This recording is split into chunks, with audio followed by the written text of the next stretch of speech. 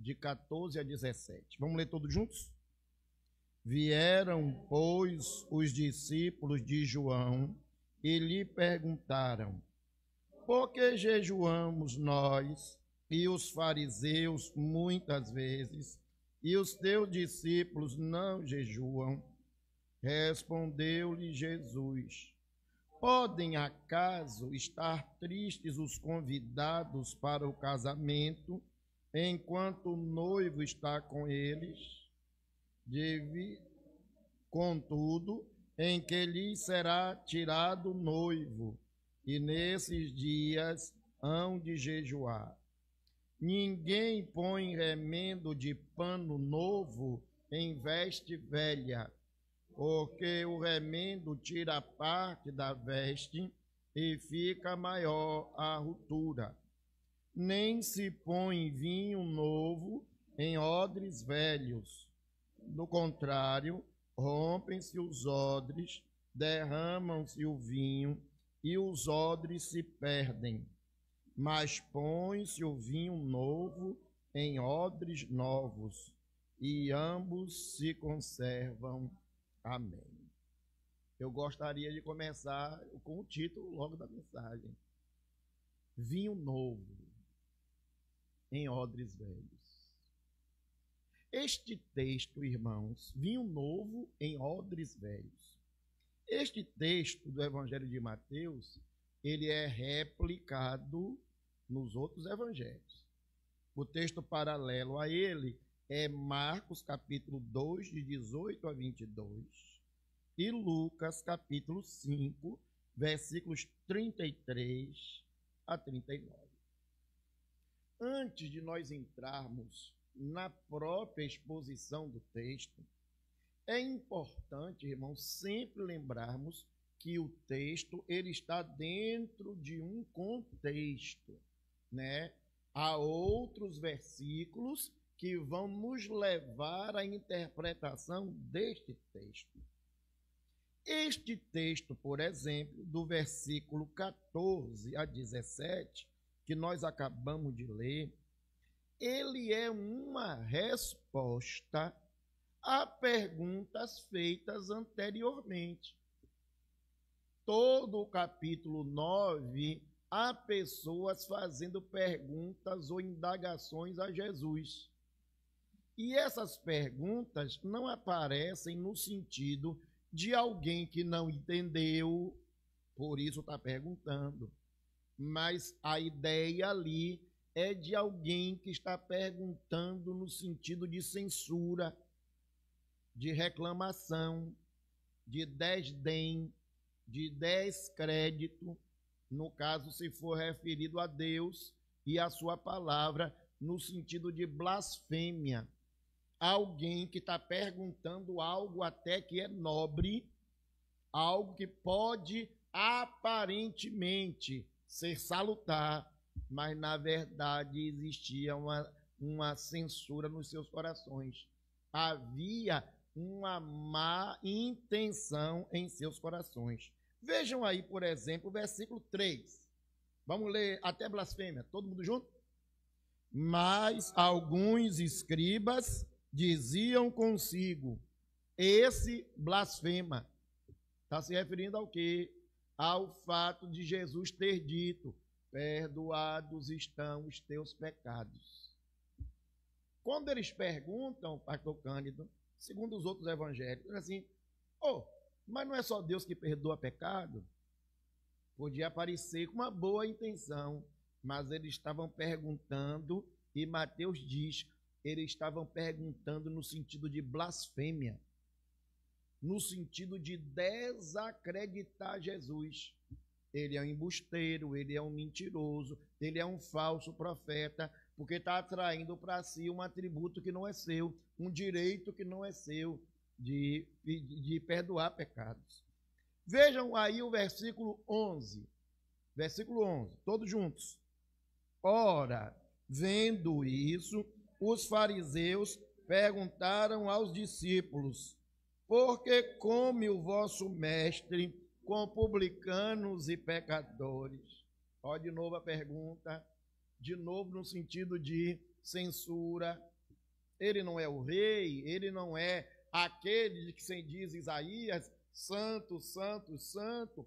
Como é que ele, sendo santo, está na casa de um pecador, que é Levi, ou Mateus, o publicano, e na sua mesa estão sentados outros publicanos e pecadores?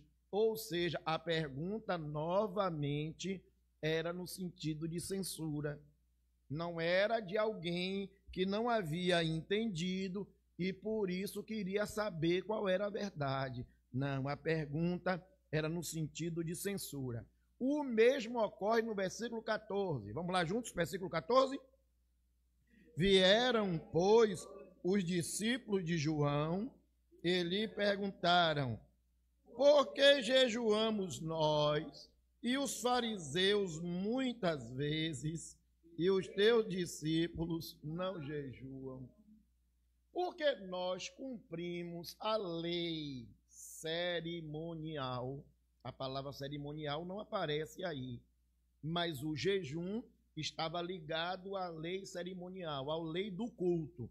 Por que nós jejuamos? Nós, discípulos de João, até mesmo os fariseus que não gostam da gente, nós não gostamos deles, nós somos oposição a eles, eles são oposição a nós.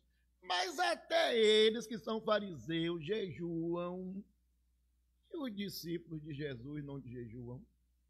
Então, mais uma vez, parecia ali, irmãos, estava claro que o texto que nós lemos está se referindo a essas censuras, a essas perguntas mal intencionadas que aparecem no decorrer do capítulo 9. Eu, então, queria fazer uma pergunta. Fazer, guardar, observar, cumprir as práticas do judaísmo é bom ou é ruim? Eu queria que os irmãos fossem para casa com essa pergunta no coração. Na verdade, durante a exposição, a gente vai tentar responder isso. Mas cumprir, guardar, observar aquela lei cerimonial é bom ou ruim? No caso aqui, vou especificar: orar, jejuar e dar esmolas são coisas boas ou ruins? Eu quero dizer a você, todas três são coisas boas. Porém, se o coração de quem as estiver praticando estiver sujo, estiver estragado, não estiver convertido, não estiver se voltando para agradar primeiramente a Deus, essas práticas todas levarão o indivíduo ao desprezo e à morte, à condenação eterna, porque essas coisas aparentemente boas, aparentemente salutares, que estão contidas lá no culto do Antigo Testamento e vão aparecer agora no culto do Novo Testamento, essas coisas boas só podem ser praticadas a partir de um coração convertido. Quando o ímpio, quando o homem mau, como o homem incrédulo, ou quando um crente que está vivendo uma vida irregular, cumpre isso somente por cumprir, para nada vale. Jesus, então, irmãos, passa aqui a aplicar uma parábola. Por isso a mensagem hoje, presbítero João Nilson, ela vai estar um pouco distante daquela ordem homilética que a gente faz, primeiro ponto, segundo ponto, terceiro ponto, que eu gosto de fazer ali, sempre daquela homilética tradicional. Por quê? Porque Jesus vai usar uma parábola para exemplificar o seu ensino. Se é uma parábola, irmãos, ela é uma história do cotidiano, uma história do dia a dia, uma história das coisas que nós vivemos comumente. E dessa história da vida comum, Jesus vai tirar lições que podem ser aplicadas espiritualmente a nós. Alguém vai querer saber, ao ler uma parábola, qual é a aplicação, qual é o sentido de cada uma dessas coisas. Mas parábola não é para ser lida assim. porque parábola não se entende assim. Parábola se tem uma lição, e dessa lição nós podemos tirar lições para a vida eterna.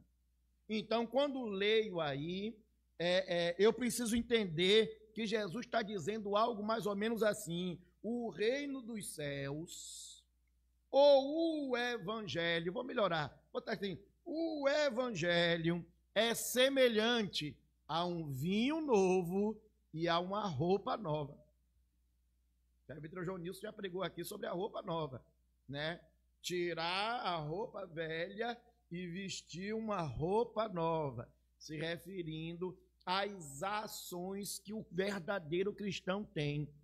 O verdadeiro cristão, como nova criatura, ele não pode continuar praticando as coisas antigas. Então ele tira a velha natureza, ele tira a roupa velha e veste uma nova roupa, uma nova natureza criada em Cristo Jesus. Então o reino dos céus, ou o evangelho, é semelhante ao vinho novo e à roupa nova. Na ilustração, aparece aí roupas e odres. Vou começar invertido, viu? Nicole fez uma cara feia ali. Odre, o que é odre? Odre é um vaso, mas não um vaso como a gente vê aqui, de louça, de porcelana, de vidro, não. É um vaso, é um recipiente feito de couro. E neste odre se colocava o vinho. E o vinho, como qualquer suco feito com açúcar, e uva é riquíssima em açúcar, durante algum tempo ele vai fermentar, né? Ele vai amolecer o couro, ele vai curtir o couro e ele vai ganhar sabor. Pronto.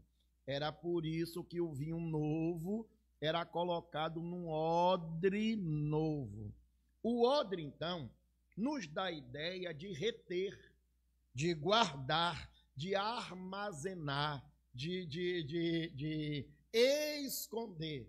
Como é que diz o Salmo? A tua palavra escondi. Escondi onde? No meu coração. Não é esconder para que o outro não veja, não. É esconder no sentido de preservar, de guardar, de reter, de ter essa palavra dentro de si. Então, a primeira ideia do odre é que é um recipiente que retém, que guarda e que armazena. Enquanto a roupa, a veste, o vestimento serve para mostrar, serve para evidenciar, serve para representar. Há uma coisa interessante, irmãos, naquele texto do bom samaritano, é que os salteadores roubaram aquele rapaz que vinha na estrada, espancaram, deixaram ele semi-morto e semi-nu, ou nu. A expressão nu ali é sem roupa mesmo, porque muitas pessoas daquelas cidades, daquelas regiões, se identificavam pela roupa. Então, quando os sacerdotes passaram, o sacerdote e o levita passaram, e aquele indivíduo foi-lhe tirado a roupa, eles não sabiam se era um árabe, se era um samaritano, se era um egípcio, ou se era um judeu, ou de qualquer outra nacionalidade, se aquele homem era rico, tinha posses, ou se aquele homem era de uma classe intermediária, que a gente chama hoje de classe média, ou se aquele homem era de uma classe pobre, porque ele não tinha roupas que o identificassem. Nesse texto, então, odre significa o que guarda, o que retém, o que preserva, e as vestes significa aquilo que evidencia, aquilo que representa, aquilo que mostra. Essa compreensão que o presbítero Emanuel acabou de nos dar já está explícita, irmãos, no Antigo Testamento. E eu volto a lembrar, Mateus é um judeu que está pregando para judeus. Por isso, Mateus vai utilizar, pastor Cândido, todas as ferramentas que os judeus conhecem, toda a leitura que os judeus conhecem, para evidenciar que essa mensagem de Jesus não é uma novidade. É novidade para eles, porque não lembravam. Eles não lembravam, mas essa mensagem que eles não lembravam já tinha sido pregada antes pelos profetas. Vejamos aí, irmãos, segura aí o texto e vamos verificar roupa velha e odre velho lá no Antigo Testamento. Oséias, capítulo 6, versículo 6. É o texto que Jesus cita na segunda pergunta. Oséias 6,6. Vamos juntos? Pois misericórdia, quem achou? Oséias 6,6. Pois misericórdia quero, e não sacrifício, o conhecimento de Deus, mais do que holocausto. Que coisa gloriosa. Irmãos, lembram da lei cerimonial? Vamos ver se o pessoal se concentra aí. O pessoal ficou meio perdido por causa de Oséias. Os Antigos Testamentos eu vou ler sozinho. Vamos não se perder então. Olhem só como é interessante. A lei cerimonial determinava holocausto? Sim. Determinava ofertas? Sim. Determinava sacrifícios? Sim. Mas o Deus do Antigo Testamento, não é o Deus do Novo, não. Estou falando do Deus do Antigo. É o mesmo Deus, viu, irmãos? Mas eu estou dando ênfase ao Antigo por causa de Mateus. O Deus do Antigo Testamento está dizendo assim, olha, eu quero a misericórdia. Eu não quero sacrifício. Não quero que vocês venham à igreja trazer os seus sacrifícios. O que eu quero é misericórdia. Mostrava que desde o Antigo Testamento, algumas pessoas estavam praticando aquilo que era certo praticar, mas o seu coração continuava impuro. Por isso Deus diz, não quero sacrifício, eu quero misericórdia e quero conhecimento. O profeta Isaías vai dizer algo muito semelhante, muito duro. Eu desafio os irmãos a lerem em casa o primeiro capítulo de Isaías, né? É para ler o livro todo, mas se você ler o primeiro livro de Isaías, o primeiro capítulo, você vai encontrar a igreja brasileira ali. A igreja dos nossos dias está ali, né? Olha bem o que é que diz Isaías, capítulo 1, versículo 11 a 15. De que me serve a multidão dos vossos sacrifícios? Diz o Senhor. Eu estou farto de holocausto de carneiros e de gordura de animais cevados. Não me agrado do sangue de novilhos, nem de cordeiros, nem de bodes. Quando vindes comparecer perante mim, quem vos requereu o só pisardes dos meus átrios? Não continueis a trazer ofertas vãs. Incenso para mim é abominação. E também as festas de lua nova, os sábados e a convocação das congregações. Não posso suportar a iniquidade associada ao ajuntamento solene. Vamos dizer essa última parte, irmãos? Não posso? Não posso suportar a iniquidade associada ao ajuntamento solene. As vossas festas de lua nova, as vossas solenidades, a minha alma aborrece. Já me são pesadas. Estou cansado de as sofrer. Pelo quando estendeis as mãos, escondo de vós os olhos. Sim, quando multiplicais as vossas orações, não as ouço. Por quê? Última parte aí. Porque as vossas mãos estão cheias de sangue. Olha que palavra dura, Angélica. O pessoal está acostumado com ato profético, né? Você vai vencer, você vai conquistar, você vai comprar. Lance uma semente ali na rua e passe tantos dias orando por ali, porque aquela semente que você está lançando ali vai germinar. Eu já vi até ceia profética, viu? Você pega aqui e leva para casa, porque essa ceia é profética. Eu acho que essas pessoas não leram a Bíblia toda. Porque esse ato profético aqui de Isaías é exatamente o inverso de qualquer pessoa quer ouvir. Eu não ouço vocês, eu não presto atenção em vocês, eu fecho os meus olhos, eu puxo minha mão de volta, eu estou com nojo de vocês. Não tragam ofertas, não tragam holocausto e nem venham para a igreja. Porque quando vocês vêm para a igreja, é pesado. E nem ora em casa, porque eu não os ouço. E aí o texto bíblico vai nos mostrar por quê. Porque aquelas pessoas, apesar de estarem fazendo os rituais corretos, suas mãos estavam sujas de sangue. Ou seja, irmãos, o coração não era convertido. Jesus vai falar isso e repetir. Eu digo assim, repetir de novo, olha o pleonasmo. Jesus vai repetir de novo lá no Sermão da Montanha, quando ele diz como é que não se deve orar. Quando ele vai dizer como é que não se deve fazer o jejum. E como é que não se deve dar esmolas. Alguns oravam na praça, na esquina da praça, de mãos estendidas, no fim de linha da boca do rio, para todo mundo ver orando.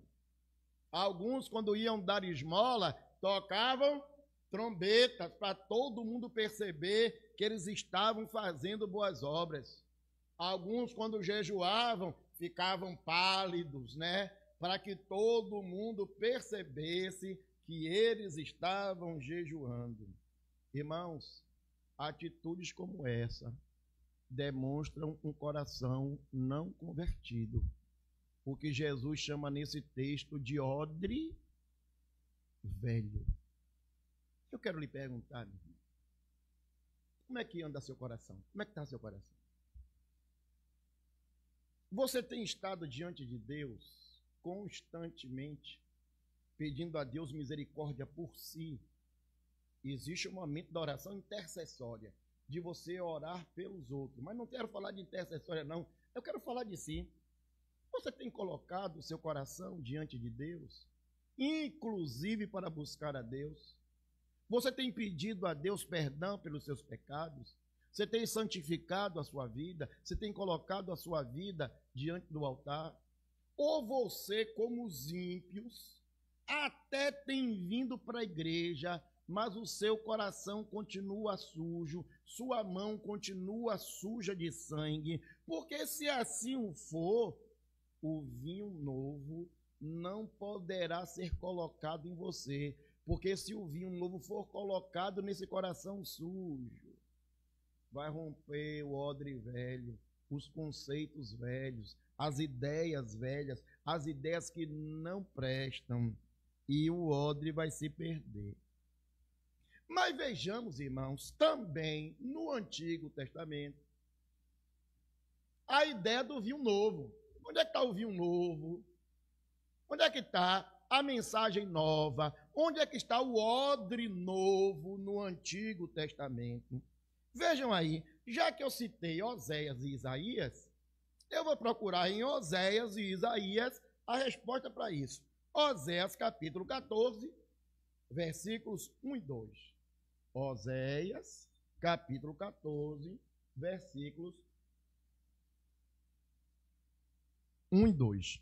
Diz assim: volta, ó Israel, para o Senhor, teu Deus, porque os teus pecados está caído, porque pelos teus pecados está caído.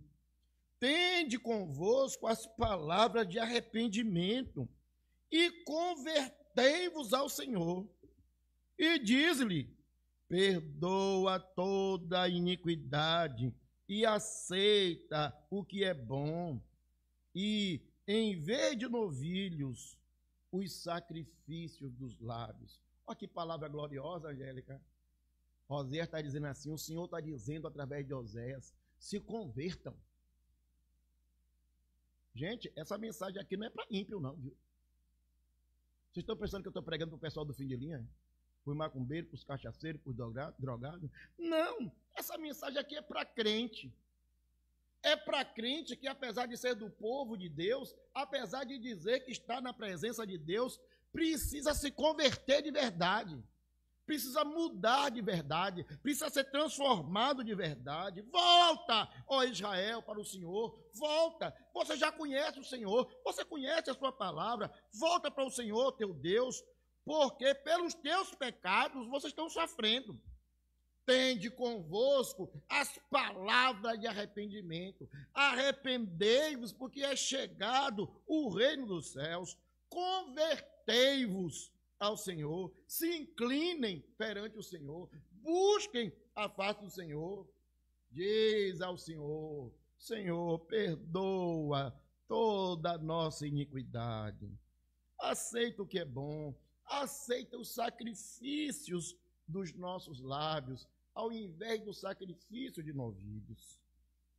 Como eu citei também o profeta Isaías, no capítulo 1, eu quero continuar no capítulo 1 de Isaías. Capítulo 1 de Isaías, versículo 16 e 17. O capítulo 1, irmãos, Deus está dizendo tudo o que precisava dizer ao povo sobre os seus pecados. Como o povo havia se desviado da sua palavra, como o povo tinha negligenciado o culto, como o povo tinha negligenciado a santidade. Versículo 16 e 17 diz assim, quem tiver aberto pode ler comigo. Lavai-vos, purificai-vos, tirai a maldade dos vossos atos de diante dos meus olhos.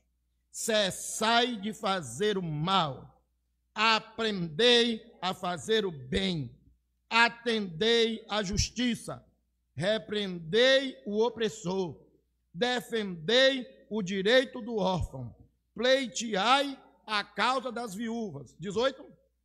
Vinde, pois, e arrazoemos, diz o Senhor, ainda que os vossos pecados sejam como a escarlata, eles se tornarão brancos como a neve, e ainda que sejam vermelhos como o carmesim, se tornarão como lã. Toda vez que eu leio esse texto, eu tenho que lembrar de um cantor evangélico, muito cantado há décadas atrás. Era um grande sucesso, cantamos ele muitas vezes aqui na igreja.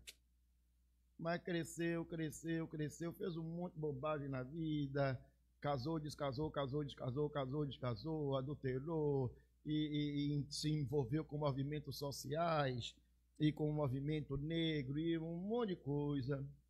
E, por fim, ele diz que esse versículo é racista.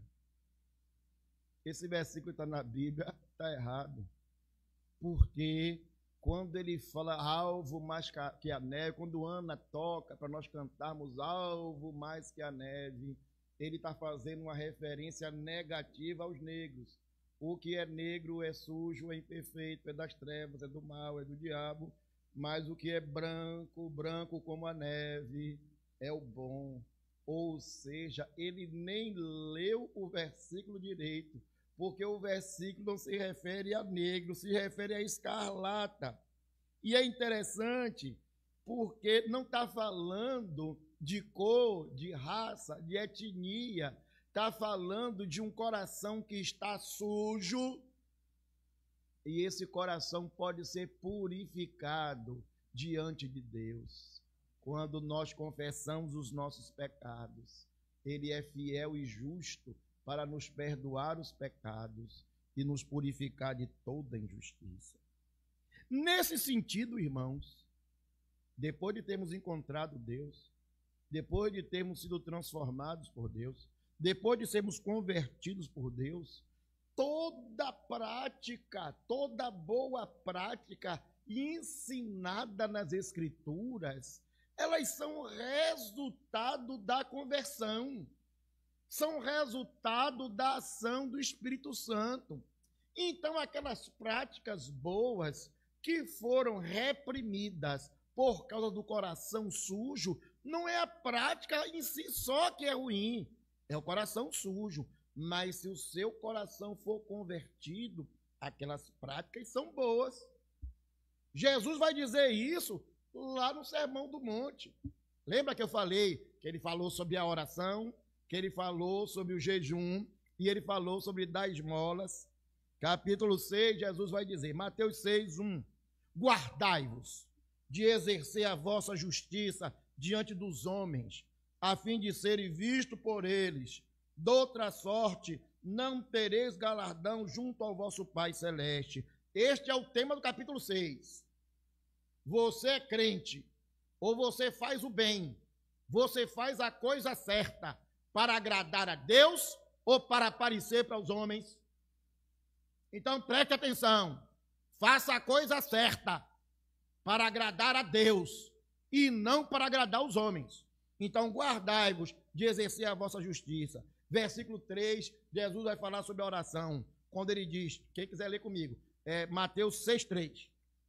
Tu, porém, quando dares esmola, ignore a tua mão esquerda o que faz a direita. Versículo 4, para que a tua esmola fique em secreto, e o teu Pai que vê em secreto te recompensará. Que coisa gloriosa, Luciano, que coisa gloriosa. Quando você vai fazer o bem, ninguém precisa saber o bem que você fez. Olha, irmãos, às vezes a gente confunde as coisas. Nós temos na nossa igreja várias pessoas que estão responsáveis por vários setores. E essas pessoas, de vez em quando, elas têm que prestar o relatório daquilo que elas estão fazendo. Isso aqui é natural, viu? Mas o que Jesus está dizendo aqui é, quando você for fazer o bem a alguém, ninguém precisa saber o bem que você fez. Dê glória a Deus, meu irmão. Versículo 6, todos juntos. Quem tiver com a Bíblia aberta, Mateus 6,6. Tu, porém, quando orares, entra no teu quarto e fecha a porta e orarás ao teu Pai que está em secreto.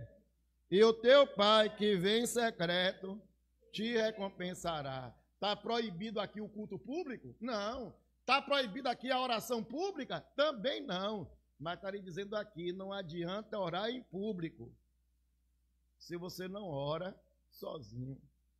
Quero perguntar aos irmãos, como é que está a vida de oração de vocês? Dionilson, presbítero, eu me distraio com facilidade. Emanuel, me distraio com facilidade. Então, tenho aprendido durante os anos a orar. Eu oro em voz alta. Se eu chegar na minha casa, estou parecendo pentecostal, andando para um lado para o outro, ou sentado no meu sofá. Aí nós beira diz, não, meu irmão, ore em espírito, para o diabo não ouvir a sua oração. Aí Val diz assim, não, irmão, não ore em espírito, ore em língua para confundir o inimigo. Eu oro em voz alta, ele que ouça, se não quiser ouvir, problema dele. Eu estou falando com o meu Pai eterno, o Pai da glória. Mas eu estou orando, não é para o meu vizinho ouvir, não. Eu estou conversando com o meu Deus. Não adianta eu vir para a igreja orar, se em casa eu não tenho uma vida de oração, se no trabalho eu não tenho uma vida de oração, se no transporte eu não tenho uma vida de oração. O crente não precisa ter momentos para orar, não. Orar é necessário orar aquele momento, sim. Daniel subia e orava pelo menos 3 vezes ao dia, né? Abria a janela e todo mundo sabia que ele estava orando. Mas nós precisamos ter uma vida de oração. O apóstolo Paulo diz, orai sem cessar. Versículo 17, vejam aí 17 e 18, quem tiver aberto 6, 17 e 18, todos juntos. Tu, porém, quando jejuares, unges a cabeça e lava o rosto, com o fim de não parecer aos homens que jejuas, e sim ao teu Pai em secreto. E o teu Pai, que vem em secreto, te recompensará. Então é importante deixar isso claro. Não é a prática da oração, da esmola e do jejum que está errada. É o coração que não está convertido, que não tem direito de fazer essas boas práticas, essas boas obras. Essas boas obras só devem ser guardadas, cumpridas, observadas e praticadas por um coração convertido. É verdade, irmãos, que essas práticas no culto do Antigo Testamento tinham significado, mas é importante lembrar que a lei cerimonial toda, ela foi cumprida na cruz do Calvário. ela foi cumprida por Cristo, porque Cristo, por isso Cristo declara, está consumado, está concluído, está acabado. Nada do culto do Antigo Testamento deixou de ser cumprido por Cristo. Por isso, mais tarde, o apóstolo Paulo e o apóstolo Pedro, mas uma ênfase maior em Paulo, porque Paulo está pregando para os gentios, ao contrário de Mateus, que está pregando para os judeus. Alguns diziam assim, não, rapaz, para você ser crente, você primeiro precisa ser judeu. Você tem que aceitar a lei judaica para depois aceitar a lei cristã. Você acredita que isso passou, foi? Tem um monte de crente hoje, nessas igrejas famosas aí, né?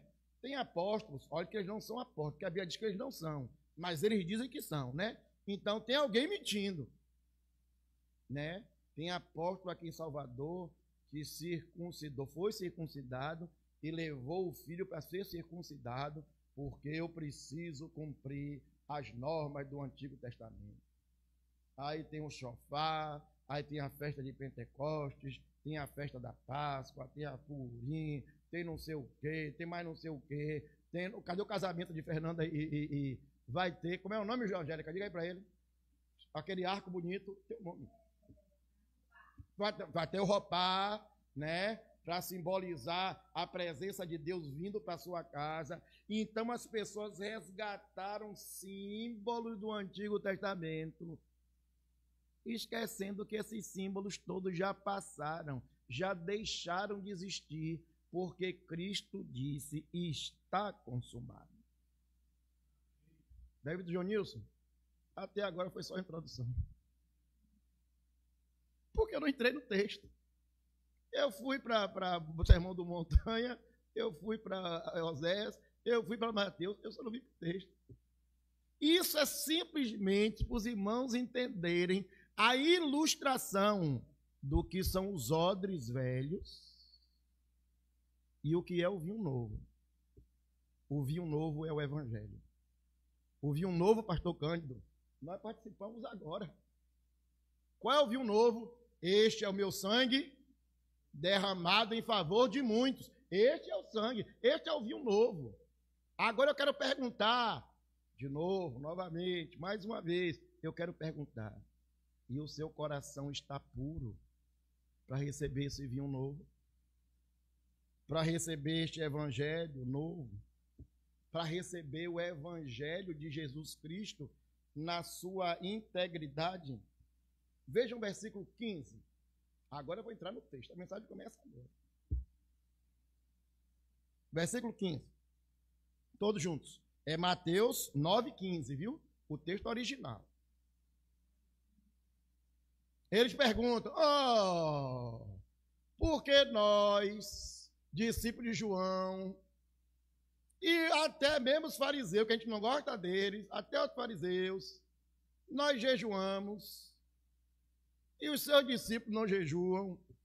A mensagem é agora, versículo 15, todos juntos. Respondeu-lhe Jesus, pode acaso estar triste os convidados para o casamento, enquanto o noivo está com eles? Dias virão, contudo, em que lhes será tirado o noivo, e nesses dias hão de jejuar. Há dia de se alegrar, há dia de chorar. Lembra lá de Eclesiastes? Salomão em Eclesiastes?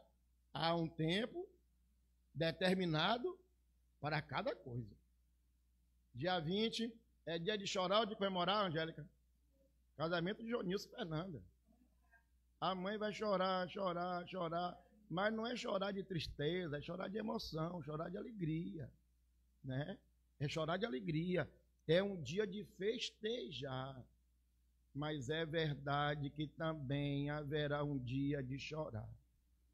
Domingo passado, eu estava pregando e tinha uma grávida no auditório, uma jovem, tem acho que 3 anos de casada, a Rebeca. E aí eu fui abraçar a Rebeca e ela falou, não, presbítero, não me abraça não, que eu estou gripada. Eu digo, ô, minha irmã, que, poxa, aí não pude abraçar, né? Ou eu abracei porque eu sou rebelde também. Aí fui, abracei, e abençoei, e beijei. Na segunda-feira, a Rebeca teve um neném. Na terça-feira, ela perdeu o bebê. Nasceu com menos de 24 horas.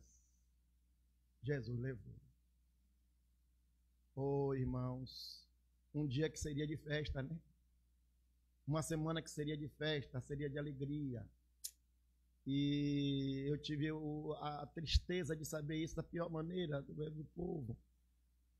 E mais uma coisa me consolou. Eu tenho sofrido essa semana toda por causa disso, mas uma coisa me consolou. Rebeca colocou assim numa mensagem. Foi Deus quem me deu minha joia preciosa, minha alegria, meu contentamento, meu prazer. E foi Deus quem levou. Louvado seja o nome do Senhor. Será que eu estou pronto para isso? Será que eu sou crente a esse ponto? Eu estou comemorando que a Raíssa está grávida, 13ª, 14ª semana. Eu estou fazendo a maior festa. Será que eu estou pronto para isso? Olha, saber de Rebeca me doeu tanto, me martirizou tanto. Uma coisa dessa acontece com a Raíssa. Como é que vai ser? É nessa hora que o crente tem que dizer, olha, me ajuda, Senhor. Me ajuda, Senhor. Me consola, Senhor. Me conforta, Senhor. Aumenta a minha fé, Senhor. Aumenta a minha esperança, Senhor. Há tempo de se alegrar, sim, mas há um tempo de chorar. O apóstolo Tiago, lá no seu capítulo 5, irmãos não precisam ler, mas depois podem ler em casa. O apóstolo Tiago, no capítulo 5, versículo 13 em diante, diz assim, ó, se há alguém que está sofrendo, faça oração. Está sofrendo, não é dia de fazer festa. Se está sofrendo, faça oração. Mas se há alguém alegre, cante louvores, celebrai com júbilos ao Senhor, todos os moradores da terra, servir ao Senhor com alegria, apresentai-vos a Ele com cântico. Tem o dia de orar, mas tem o dia de se alegrar. Há alguém entre vós doente? Chame os presbíteros da igreja, e esses façam oração sobre ele, ungindo com óleo em nome do Senhor. E eu gostei de destacar Tiago todo, que aparece aqui a unção com óleo. Isso é um tema para outro dia. Mas alguém dá ênfase na unção. E o texto dá ênfase à oração. Versículo 15. E a oração da fé salvará o enfermo, e o Senhor o levantará. E se houver cometido pecados, ser-lhe-ão perdoados. Alguém está preocupado é com o óleo, alguém está preocupado é com a unção, mas Tiago está preocupado é com a oração, que é o tema. Irmãos, nós precisamos orar. Em Efésios, capítulo 5, versículos 15 a 16, o apóstolo Paulo diz assim, vede, portanto, vede prudentemente como andais, não como nécios, como tolos, como bobos, na linguagem baiana, como abestalhados. Pare de andar como abestalhados, e sim como sábios. Crente tem que abandonar as suas meninices, as suas brincadeiras, as suas bobagens. Vede prudentemente como andais, não como nécios, e sim como sábios, remindo o tempo. Remindo o tempo, aproveitando o tempo, aproveitando as oportunidades. As oportunidades passam e passam rapidamente. Então aproveite a oportunidade agora. Dona Jacira esse ano faz 85 anos, viu, irmão? Vamos fazer uma festa para ela. Eu quero fazer a festa de 90. E Jesus disse, você sabe se ela vai chegar em 90? Comemora hoje. O aniversário de hoje. E se não for o aniversário, comemore o dia de hoje. Seja grato pelo dia de hoje, porque o amanhã não vos pertence. E o apóstolo Paulo diz, remindo o tempo, porque os dias são maus. Irmãos, nós estamos vivendo dias maus. E você pensa que é só o Brasil? A gente fala do Brasil porque é a nossa pátria, né? A nossa terra, né? E nós devemos amar nossa pátria, nossa terra. Mas os dias são maus. É dia de desemprego, é dia de morte, é dia de violência. É violência, cada violência pior do que a outra. É adolescente violento, é jovem violento, é adulto violento. É violência dentro de casa, é violência na escola, é violência na rua. O escritor de Hebreus, nós não sabemos quem é o escritor de Hebreus, no capítulo 10, versículo 23 a 25, diz assim: guardemos firme a confissão da esperança. Você é crente, irmão? Vou perguntar de novo, você é crente, irmão? Então, mantenha firme a sua confissão. O que é que Jó diz? Porque eu sei em quem tenho crido. Aí, apóstolo Paulo, estou bem certo que é poderoso para guardar o meu tesouro até o dia final, até aquele dia. Jó diz assim: porque eu sei que o meu Redentor vive e por fim se levantará sobre a terra. Eu estou aqui moído, acabado, doente, com dor, perdi tudo, mas eu sou crente, eu estou na presença de Deus. Guardai-vos firme a confissão da esperança, sem vacilar, pois quem fez a promessa é fiel. Aleluia. Consideremos, irmãos, também uns aos outros. Olha que coisa gloriosa. Primeiro é a confiança na esperança. Depois, vigie por você e pelo outro. Vigie por sua casa. Vigie por sua igreja. Vigie por sua família. Incentive a sua família a buscar a Deus. Hoje eu recebi uma benção, né? Os irmãos viram de manhã João. Olha, se vocês souberem o testemunho de João, é o mais lindo e o mais triste. João foi tirado das drogas. Lá de casa era meu irmão mais rebelde. Foi tirado das drogas, veio para a igreja. Foi convertido. Foi batizado. Fez profissão de fé. Mas 40 anos de crente, foi 40 anos de erro. E mais um pouquinho. 40 anos de crente são 50 anos de erro. Né? E a gente ora. E essa semana eu estive orando especificamente por ele. E hoje, quem pediu para vir para a igreja foi Karen, minha sobrinha. Orando por eles dois, né? Orando para a família dele. E Karen decidiu vir para a igreja. Ela não queria vir para aqui. Ela queria ir para a igreja da Bahia. Mas tudo deu errado. Porque Deus é quem conduz a nossa vida. Quer dizer que já converteu? Quer dizer que já mudou? Quer dizer que já entregou a Jesus? Não, meu irmão. Continue orando, continue perseverando, continue insistindo. Não desista. Exorte, aconselhe, pregue, leve a palavra. Consideremos também uns aos outros para nos estimularmos ao amor e às boas obras. Versículo 25 diz assim: não deixemos de congregar-nos. Eu acho que esse versículo tem que ser pregado na boca do rio por João Nilson, por Emanuel, por Cândido, por pastor Paulo, por Tiago, por quem mais vem pregar aqui. Não abandonem a vossa congregação, não deixem de vir para a igreja, como é costume de alguns. Antes, façamos admoestações, e tanto mais quando vedes que o dia está próximo. Que dia é esse? A volta de Cristo. Está próximo? O dia da volta de Cristo está próximo, irmão? Você crê que Jesus está voltando? Então a hora de ser crente é agora. A hora de se arrepender é agora.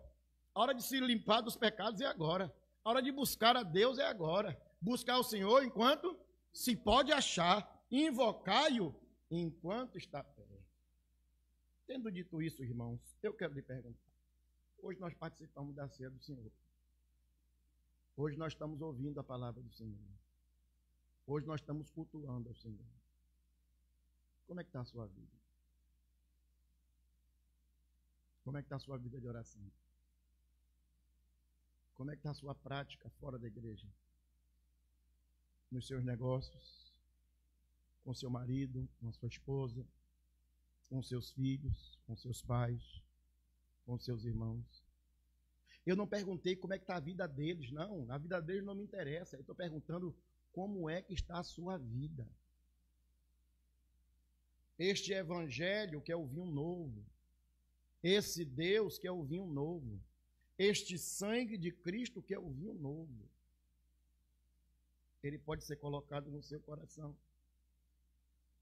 Seu coração é um odre novo.